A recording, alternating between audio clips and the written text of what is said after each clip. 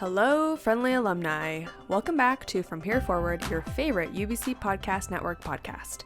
I'm Carol, and she's Jeevan. That's me. Happy Climate Change Awareness Month, people. Is that a real thing, like, in March? I kind of like it. It has a nice ring to it, you know? Like, hashtag climate crisis, hashtag climate anxiety.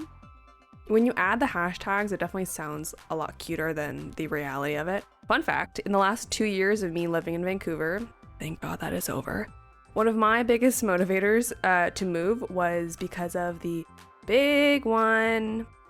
And now that's hashtag climate anxiety. How's your climate anxiety doing these days, Jeevan? Honestly, pretty awful. It never really goes away for me. If I had to describe it, it would be something like a constant looming anxiety. But our conversation today with a UBC student made me hopeful for the future. Today's episode is the first part of our two-part series on how UBCers are responding to climate change and taking action. We'll tell you a bit more about him and his work in climate activism, but Carol's aggressively waiting to give you a definition of hashtag climate anxiety. I am, and thank you for giving me the space. So climate anxiety is one of many forms of anxiety that us young people have. It is such a glamorous life that we live. So here's a quick definition for you from NIH, aka the National Institute of Health. Climate anxiety is a, quote, heightened emotional, mental, or somatic distress in response to dangerous changes in the climate system, unquote, but suggests that, quote, paying heed to what is happening is a healthier response than turning away in denial or disavowal, end quote. I've also never used the word disavowal before, but that's the definition for you. Yeah, well, that sounds about right. And even though it can be easy to fall into the slump of doom and gloom, it's very important that feeling helpless isn't going to really get us anywhere. So Carol and I decided that we would tap into our optimistic attitudes, because apparently we have them, and speak with UBC-affiliated people to talk climate change and hope. You know, the anger and persistence of today's youth consistently inspires me.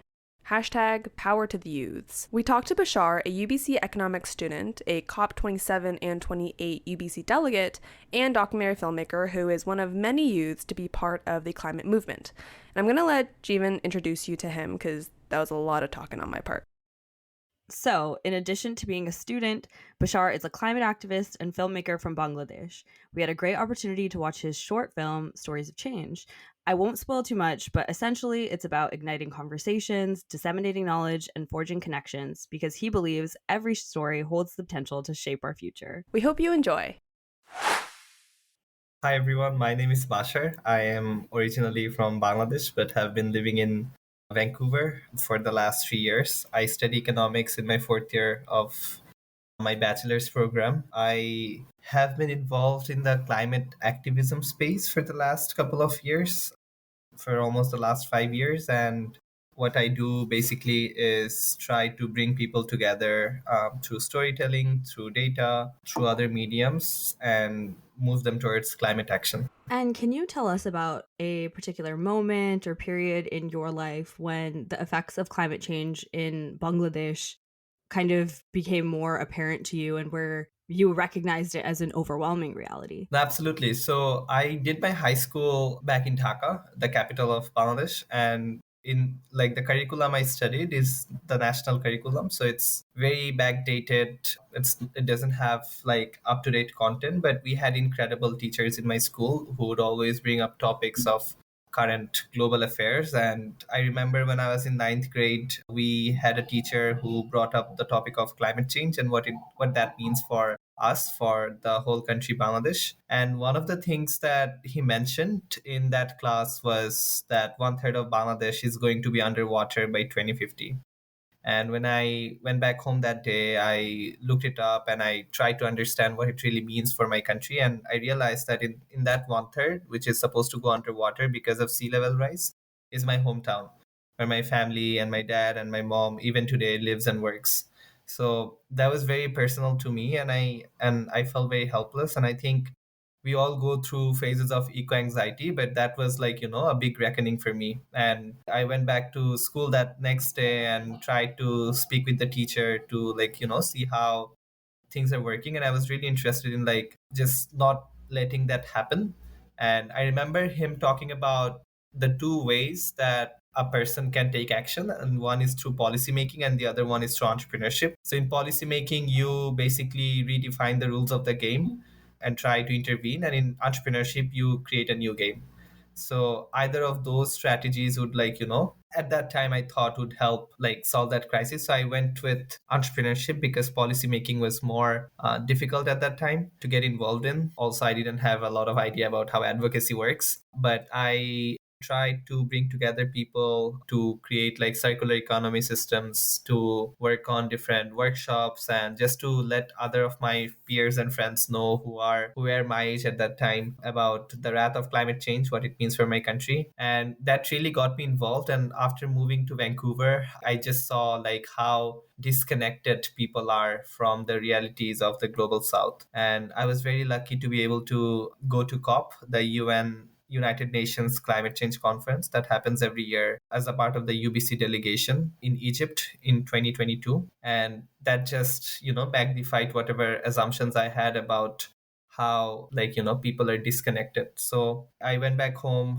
the next year, did some traveling across the country with my bike just to learn about what climate change really meant for my people, and then went to the next COP and premiered the documentary film that we made. I want to go back to when you mentioned COP27. So you attended COP27 in Egypt as a student delegate.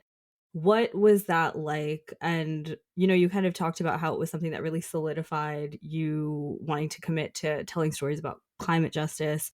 So what were some of the things that you noticed there, and what did you take away from it that you now implement in your practice as a storyteller? So I'll give a little bit more context about what or how COP works. So there are mainly three types of delegates who interact at COP. The first one there are 5 groups of delegates, but 3 interact the most. The first one are UN delegates, who are basically participants from different UN bodies. The second one is party delegates, who are representatives of different countries. And the third is NGO delegates, who are NGOs or organizations like UBC or Oxfam. They send a group of delegates to follow what's happening in the negotiations. And the party delegates are essentially the ones who take part in different discussions, negotiate different climate policies and funds and everything else, and also the UN mandates.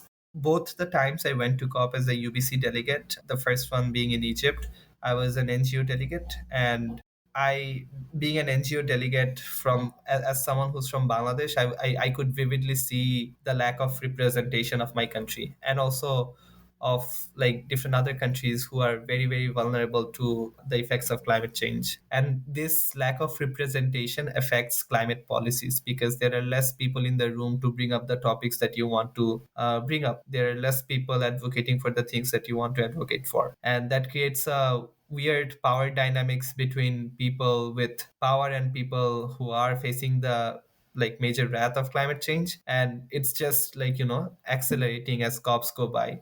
So last year we had almost 2,000 oil and gas representatives from around the world attend Dubai, the COP in Dubai. And you can imagine how they would put their mandate first, and they would put their business mandates first over the mandate of climate refugees or the climate vulnerable population. So the first time attending COP in Egypt, I was very excited, just to be there. And I was very overwhelmed with my hope for how the world leaders are coming together. And it actually takes a lot of effort to come to a place and try to negotiate and talk and have conversations and just listen with others. And I really appreciated the opportunity to witness that.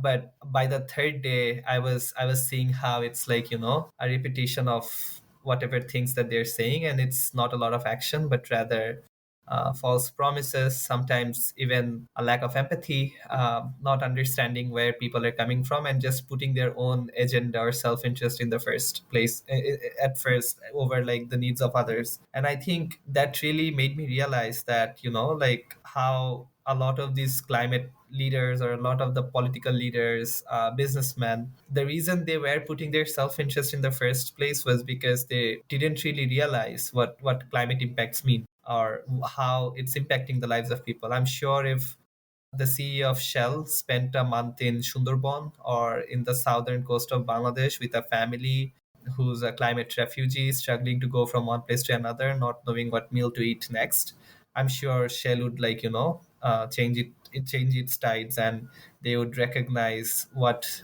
their action mean for like these people so far away from the realities that they live in. So, and the only way to bridge that gap is through empathy and is through storytelling. So I think attending the first COP as a Bangladeshi, I think I'm more well suited to tell the story of Bangladesh than other countries. So I decided that I'll go back home and even bridge the gap that I have with my community, because I grew up in Dhaka.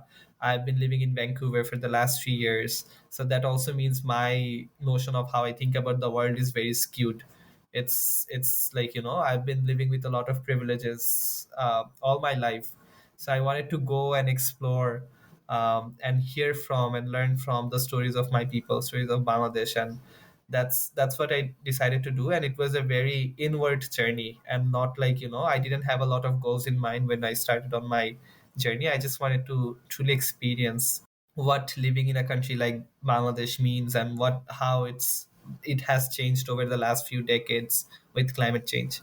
And I did that, and I realized, like, how that has made me so well informed about the realities, and I wanted to share that with my friends. And I wanted to, like, just tell the full story with filmmaking, or with visualization. So we ended up filming the documentary by the end of the cycling trip, and we also created a climate atlas. Anyone can check it out. It's atlas dot storiesofchange.co, and which is to visualize all the climate impacts across Bangladesh, things like surface air temperature, precipitation changes, and it is modeled to predict what it's going to look like for the next 70, 80 years. So you can see how, the wrath of it is going to impact the life of millions. And also, I was very optimistic as well, because I had the privilege of meeting some of the brightest climate scientists, climate activists, who are so passionate, more than I can ever be. And they're working on the ground, and they're dedicating their entire life to this work. And it's just insane. It was insane for me to witness that, and being able to contribute and do my part in this journey. I take it as a privilege. And in doing that, I was so lucky to be able to connect with people from all over Bangladesh and beyond. We had a team from India who worked with us, um, and it's just crazy to see how, the power of empathy, what the power of empathy can look like. And the only reason people were willing to volunteer their time without any expectation for compensation or remuneration is because they believe in the power of storytelling. They empathize with the people. They understand what impact our work can have on the lives of millions. So you kind of touched this a little bit before, but you decided to travel back home and you cycled across. How did that decision come to be? And then also, how did the UBC EQ program play into making that happen? After coming back from COP, I took my final exam, and then I moved to Toronto for a co-op work term. And I signed up for a 8-month co-op term. But by the end of third month, I was like, oh my God, what am I doing with my life? There's so many things that I have to do. Why am I stuck in a job? Why am I showing up at 8 a.m.? So there was a little bit of that, but mostly I think every day when I went to work, I would take the 510 from Kensington Market to like downtown, and I would think about, like, how lucky I am to be able to live the life I live, and to be able to afford whatever I want, including Krispy Kreme and like anything else. So I was thinking about that a lot. And I just thought that, like, it sounds a little cliche, but I think with the privileges you are, like, given, you owe it to the world that you have to do something with it. And I was thinking about how I can make an impact, or like how I can at least, like, do something about what I feel. And I thought about, like, first just learning about what it really means. And like the learning component was very crucial in this journey, because I think as I'm saying things as a climate activist, even my perspectives are very nuanced, and I'm very aware of it. And I wanted to primarily bridge that gap. So I wanted to travel across the country, either through my foot or through a cycle, and I thought that cycling is probably gonna make it faster. One of the things that I realized from COP27 is climate finance is so crucial, and it's not like there is not enough climate funding, but it's not like, obviously that's a big problem, but the bigger problem is getting the money to the grassroots communities, getting the money to important climate interventions, and that is such a difficult thing to do from a outsider's perspective. I have some good friends I made from attending COP27 World Bank, and they were talking about how even when they're working with the government, it's very, very hard to work with the NGOs because of bureaucracies, because of corruption, and all of that thing that you may expect. But that is also changing, and I think I wanted to see that firsthand and see if we can do something about it. So the atlas we built, what we did is we identified all the climate NGOs working in the country and mapped them on the map, like, with a pinpoint that, hey, this is the organization that's working in this region. And down the line, for the next version of it, we want to give more data sets that allows a funder to identify which organization they want to fund based on their funding mandates, and just make it more accessible for them to find the right people, and also for the NGOs to be able to request fund. And that is exactly what we want to do. So I think part of the building atlas has been done, but the next step is probably to work with the right stakeholders, which we are doing. We are working with a university in Bangladesh who work in climate adaptation, and they are one of our partners as well to make it more accessible to researchers. We are also working with policy for in Bangladesh to work with different parliamentarians to make it more accessible to them, because even like the parliamentarians are sometimes not aware about the climate impacts in their constituencies. So just making that more accessible is what we're trying to do. But all of that, like, all the aspects of our like stories of changes projects, it really didn't come like all at once. We spoke with NGOs, we spoke with different government leaders, we spoke with parliamentarians. At the end, the outcome was what we have today, the documentary film and the atlas. And we are making, like, we are also launching a fund that is to support a few grassroots organizations. And all of that has come into place after multiple conversations. And all of that was possible because of the support I received. And initially, when I wanted to do that, when I was still in Toronto, I first launched a crowdfunding platform because I didn't have enough money. I had like around $10,000 saved up from my 3 years of university, which is not a lot, but good enough for me to start the project.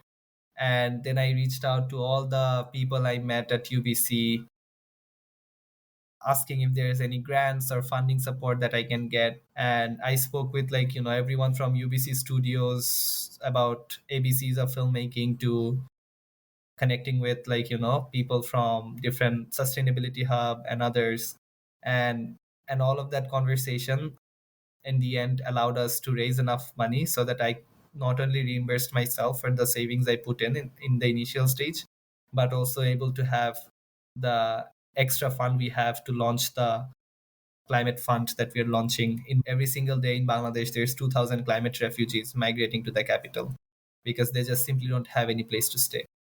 It's such an important statistics, because imagine, like, your generation, like your forefathers, like all the generations have lived in a place, called it home, but suddenly you realize and see that it's no longer, you cannot live there anymore, whether it's through salinity or for sea level rise or like water intrusion, or you can't grow crops, and you have to leave everything you have ever built and your generations and your family has ever built, and leave it to move to a new city. And once you were in Bangladesh and you were speaking to people day in and day out, what was surprising about some of the things that you learned just from their lives and their day-to-day experiences? The most surprising thing for me was the interconnectedness of other social problems with climate change. One of the stories we heard was about how child marriage, the rate of child marriage, is suddenly increasing in some regions because of climate change. at the first glance, you like, it doesn't make any sense. But they explained it to me about how there's this part in northeastern Bangladesh called Sunamganj, which acts like a swamp. So it's underwater for 6 months, sometimes 8 months. And because of climate change, the frequency and the intensity of that natural event is just increasing day by day. And when that happens, there's not enough resources in the family to feed everyone. And oftentimes the first instinct is to, marry off girl in your family. And sometimes the girl is a 9-year-old or a 10-year-old. And since they are not going to school, they're not receiving any education because all the schools are underwater in the first place. The best thing you can do with the set of options you have and the scarcity of resources, you marry off the girl.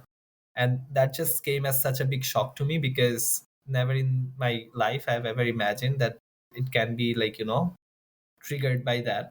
And also some of the other things that like, made me realize is how like a lot of the conflicts that is happening is because of climate change, and people aren't fully aware about how that comes into play, but it is very interconnected, and it affects your life. And like, it's so interconnected that you only see it from a macroeconomic lens, but when you are in there, it's hard to like, witness that and realize.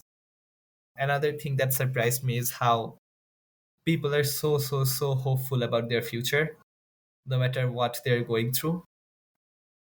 It's just crazy for me. Like I fail a midterm and I'm like, oh my god, what's happening with my life? But they're literally losing everything they ever owned. But when I ask them, okay, so what's the future for you? What does the future hold for you? And they're telling about how like, they say that like it's okay, we have Allah.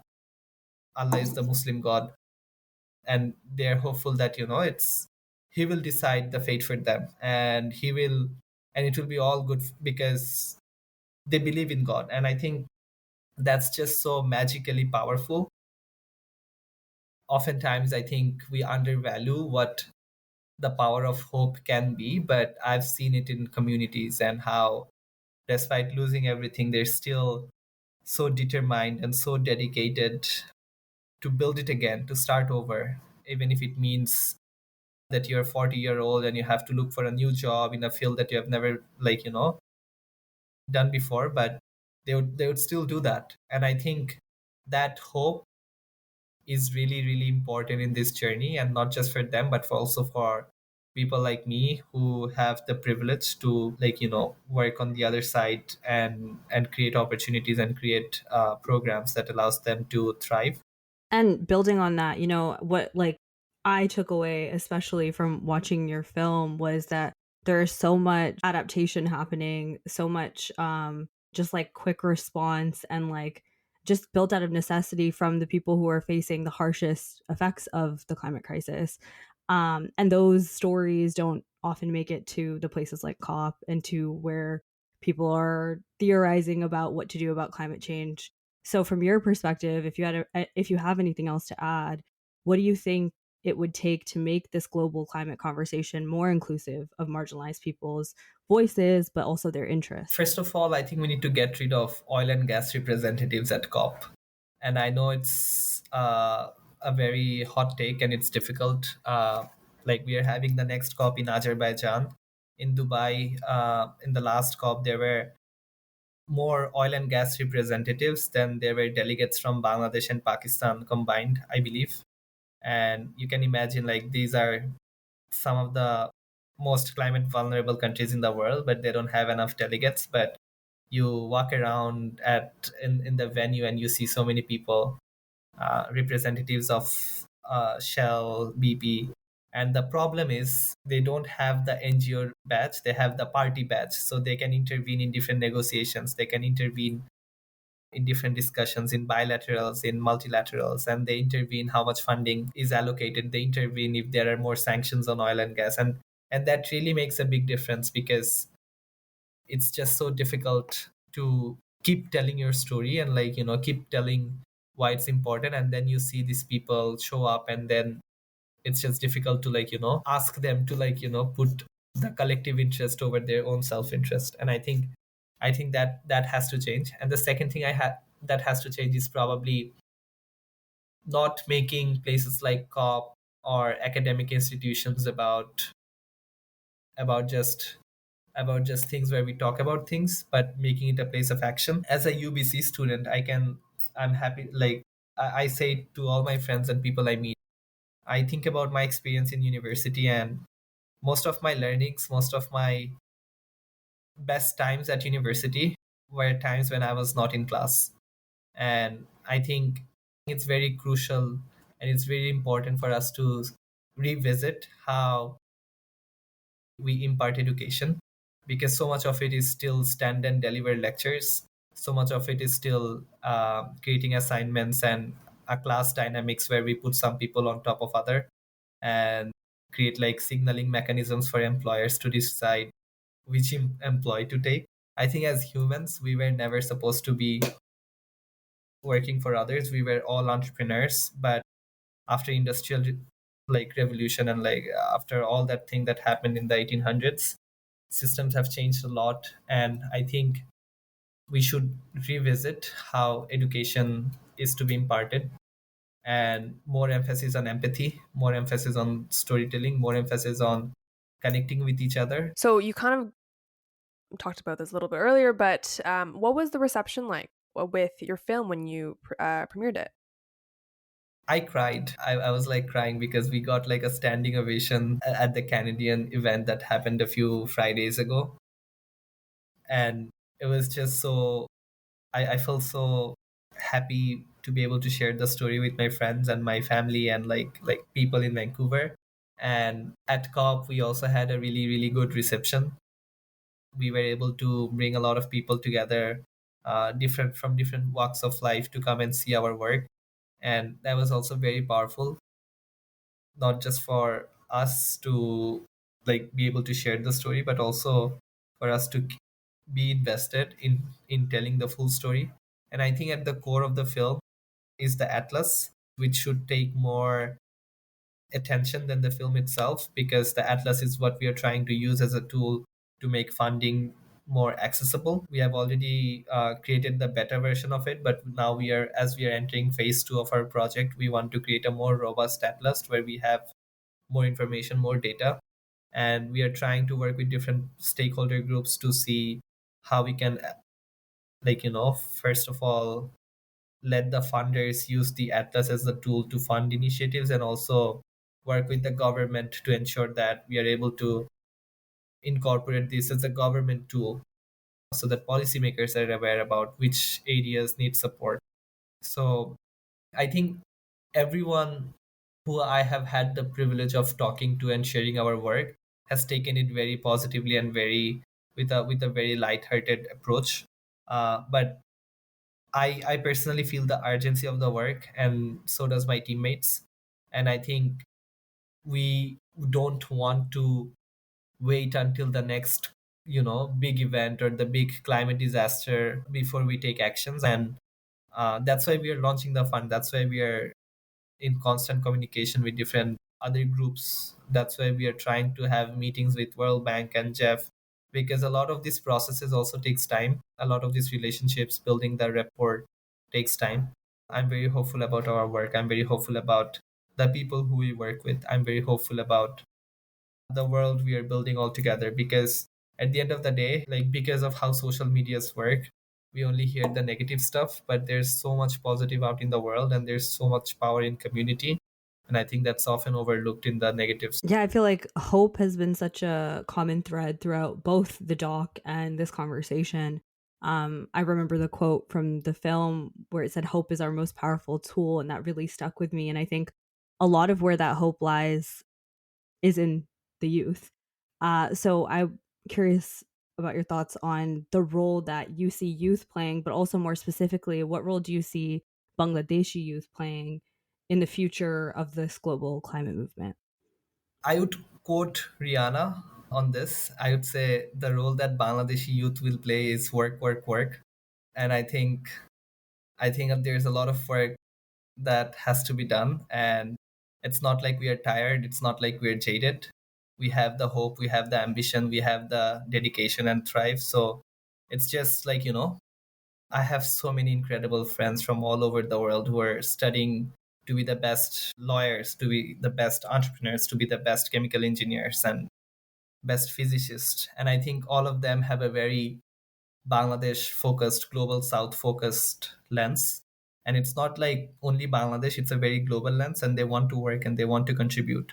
And yeah, just getting that work done, keeping that passion. I think that's the role that youth of Bangladesh will play, and not just the youth of Bangladesh, but from around the world. And I think that passion, that dedication is there even for most of my friends in Canada. So, how do regular people, more so UBC alumni, how can we help you and support your work? So if you're working in the space of climate finance, or if you're working in the space of philanthropic foundations or funds, I would love to have a conversation with you and see if we can work together. If you're working on the corporate side of things with ESG and have some corporate social responsibility fund, I would also love to talk to you and see if there are ways we can work together. Because right now, the fund we are launching, most of it comes from the excess we have from our fundraising effort, but it's not going to be sustainable. We need to keep raising fund. We need to, make sure that we held on to the momentum and keep building on and keep disrupting things. And and it takes a village to be able to do that. It's not an individual effort in any way whatsoever. We have a team of 40 plus people who are tirelessly working. And if you also are not from any other background but just want to have a conversation or see if there's or ideate in terms of how you can collaborate with us, I would also love to just do that. And beyond everything, if you want to learn about our work, I'm also happy to have a conversation. Listen, climate anxiety is very real and honestly a rational response to where we're at in the world. But hearing Bashar and his stories definitely quelled my anxiety a bit. It's normal for us to get bogged down by climate anxiety, but one of the few things that really helps me is to take action and stay connected to global resistance movements and remember the power of adapting. I mean, that's what those who are acutely affected by the climate crisis are doing. Yes, and I totally agree with you. It's okay to feel down and gloom. So I'm here for the whole movement, but if you're like me and you're a bit more of a pessimistic, take a few days. Just, sit in the gloom, doom scroll, and then we'll take it the next day. I think that everybody copes with the climate crisis and like the looming doom in the world differently. And sometimes I also need to take a beat, but our conversation really helped shine light on some issues that I think you and I maybe weren't as aware of before. And to find more of Bashar's work and how to support his further project and where to see his film, check out our show notes. Thanks for listening. Make sure you catch our next episode by subscribing or following our show on Spotify, Apple, or wherever you get your podcasts. And if you're feeling your feels, please drop us a review. You can find me on Twitter at Carol Eugene Park. And me on Twitter at Jeevan K. Senga. From Here Forward is an alumni UBC podcast produced by Podium Podcast Company.